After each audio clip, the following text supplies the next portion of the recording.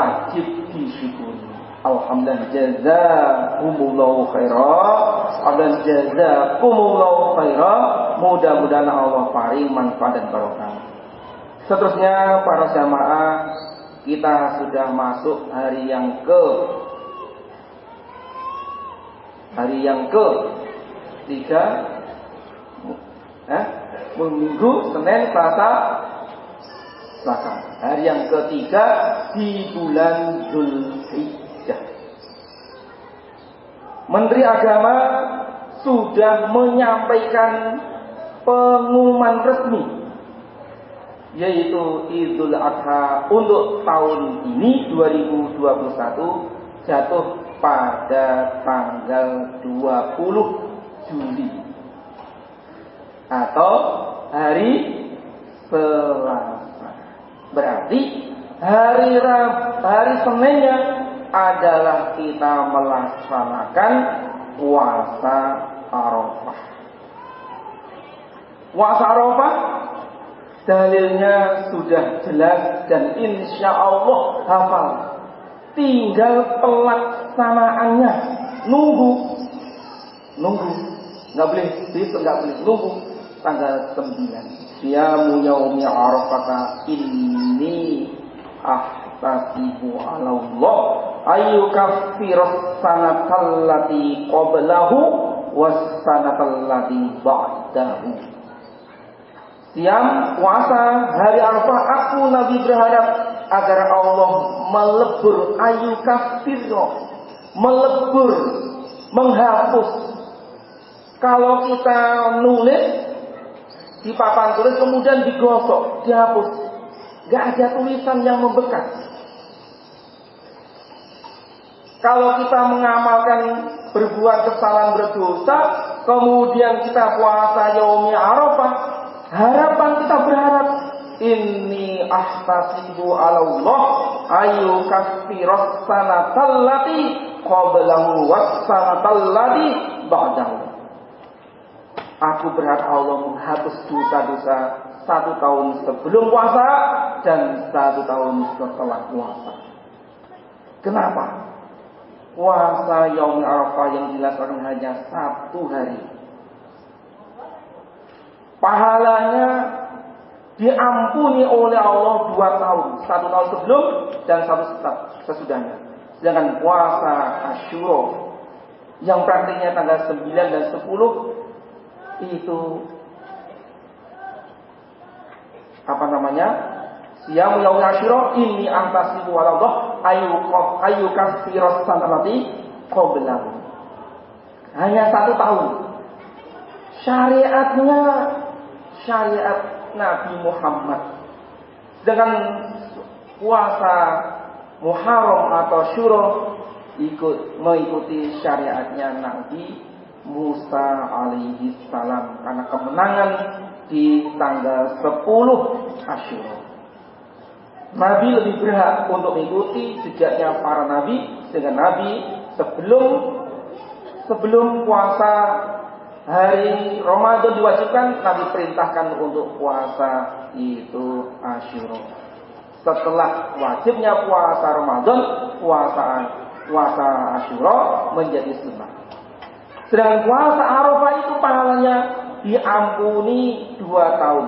1 tahun sebelum dan 1 tahun setengah. Ini ya kita berharap bisa melaksanakannya, dan nantinya kita berharap diampuni dosa-dosa oleh Allah. Amin. Yang kedua berjamaah, nanti pada tanggal 10 Dzulhijjah ada amalan yang paling dicintai oleh Allah. Keutamaannya menyembelih hewan kurban yang pertama adalah amalan yang membandingi jihad. Seorang laki-laki membawa dirinya ke medan perang, membawa hartanya ke medan perang, lalu pulang tidak membawa sedikit pun. Yuhadir rajulu bimali wa nafsihi tsumma lam yarji' bi syai'in. Dia menggerakkan dirinya perang, ke medan perang, hartanya dibawa. Lalu dia tidak kembali sedikit pun, yakni hanya membawa nama, mati di medan perang. Sahabat tanya kepada baginda Rasul, apa yang membandingi amal, apa yang membandingi ibadah, yaitu menyembelih kurban? Tidak ada, kata Rasul. Apakah kalian mampu? Itu seorang laki-laki yang dia berangkat perang dengan harta di bawah. Dia bawa onta, kalau punya onta, punya sapi, punya kuda dibawa sekal untuk perang. Itu keutamanya luar biasa. Yang pertama, membandingi itu pahalanya orang yang berperang dengan hartanya dan tenaga dan dirinya. Yang kedua, amal yang paling dicintai oleh Allah. Yang ketiga, hewan kurban itu datang dengan sempurna fisiknya. Anggota-anggota badannya semua datang dari kiamat nanti. An Aisyah, an Nabi sallallahu alaihi wasallam qala, ma amila adamiyun min yaumin nahri ahabba ila Allah min idrohidam. Innaha la ta'ti yaumal qiyamati bi quruniha wa ash'ariha wa atlafiha wa inad dam la yaqa'u min Allah bi makanin qabla ayyaqa'al ardi fatibu biha nafsa. Tidak ada amalan anak Adam yang paling dicinta oleh Allah. Ma'amila adamiyun min yaumin nahri ahabba ilallah. Tidak ada amalan anak Adam, kita anak Adam, di hari menyembelih yaumun nahri yang paling dicinta oleh Allah, ahabba ilallah min ihraqidam, daripada mengalirkan darah, yakni menyembelih hewan kurban. Apakah menyembelih hewan kurbannya sendiri atau patungan, itu yang penting min ihraqidam. Innaha la ta'ti yaumal qiyamati bi quruniha. Sesungguhnya hewan kurban itu datang dengan bawa tanduknya. Maka kalau menyembelih, memilih yang sempurna. Ada tanduknya yang begini, ada yang tadi begini, ada yang tadinya begini, ada yang tadi yang monggo, yang sempurna. Jangan sampai yang cacat, jangan sampai yang patah lebih dari separuh. Lihat telinganya, wa ash'ariha, bulu-bulunya, wa atlafiha, kaki-kakinya itu semua datang. Wa iladam, darah itu layak Allah. Darah itu akan sampai kepada Allah. Qabla ayyaqamla ardi, sebelum darah sampai di bumi. Bismillah, wallahu akbar, hada an jamaah. Darah itu belum sampai di tanah, padahal itu sudah mepet sekali. Kita merebahkan menghadap ke kiblat, yang bagian kanan itu bagian kiri, yang bagian kiri di bawah. Kepalanya berarti ke arah kepala itu di sebelah selatan. Direbahkan. Itu sudah nempel di tanah. Bismillah, wallahu akbar. Kalau untuk sendiri bismillah wallahu akbar, hada anni. Kalau untuk keluarganya bismillah wallahu akbar, hada anni wa an ahli baiti. Kalau untuk orang lain bismillah wallahu akbar, hada an titik-titik. Kalau untuk keluarganya bismillah wallahu akbar, hada an wa ahli. Kalau laki-laki, kalau perempuan bismillah wallahu akbar, hada an titik-titik wa ahliha. Kalau untuk dirinya dan jamaah bismillah wallahu akbar, hada anni wa an jamaah. Patungan misalnya, dia juga ikut patungan. Atau bismillah wallahu akbar, hada an jamaah. Itu. Darah gitu, darah ini belum sampai di tanah, itu sudah diterima oleh Allah. Coba, sebelum darah sampai di tanah, pahala kurban sudah sampai di sana. Fatibu biha nafsa, maka diri yang bisa menyembelih hewan kurban senanglah. Alhamdulillah, bisa menyembelih kurban. Kemudian yang keempat adalah bulunya.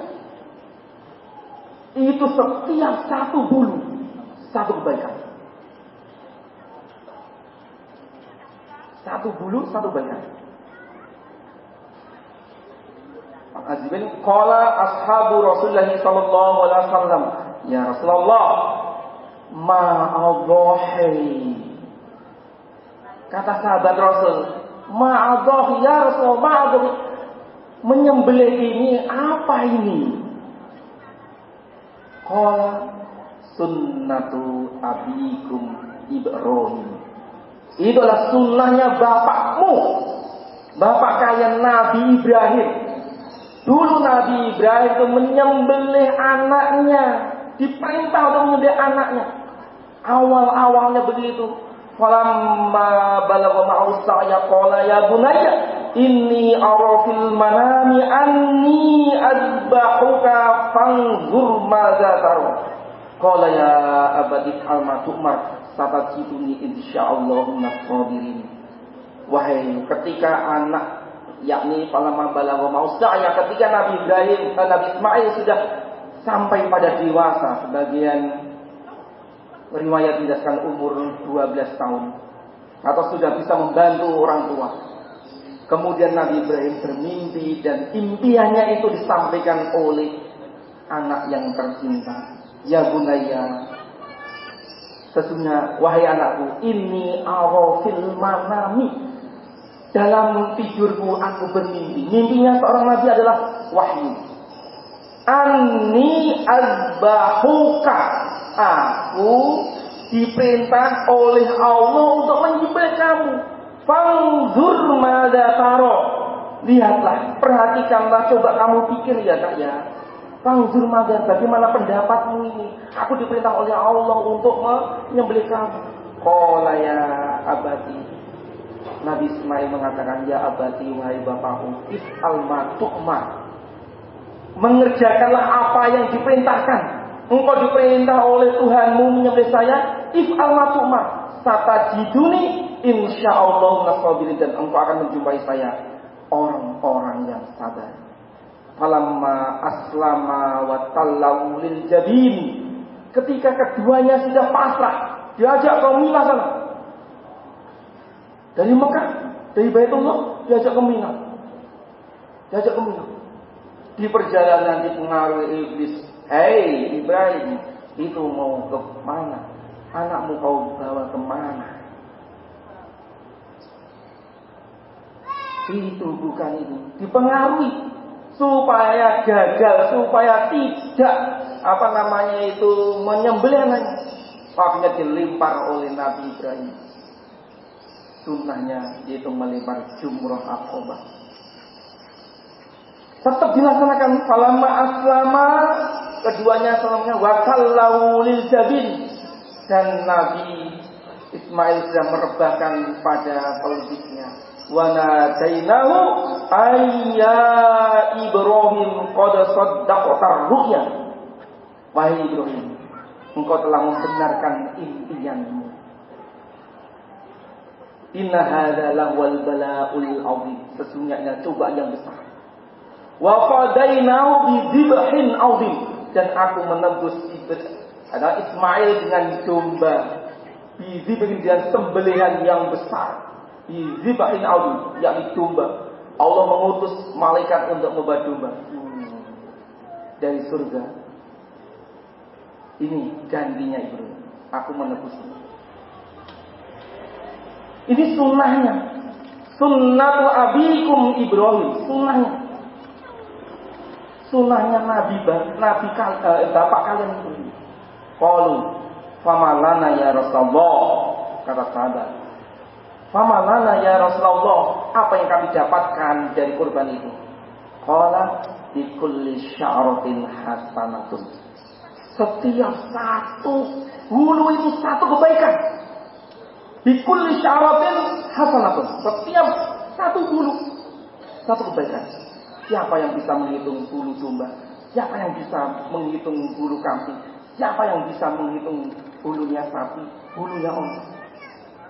Qala fasufu ya Rasulullah, bulu yang halus.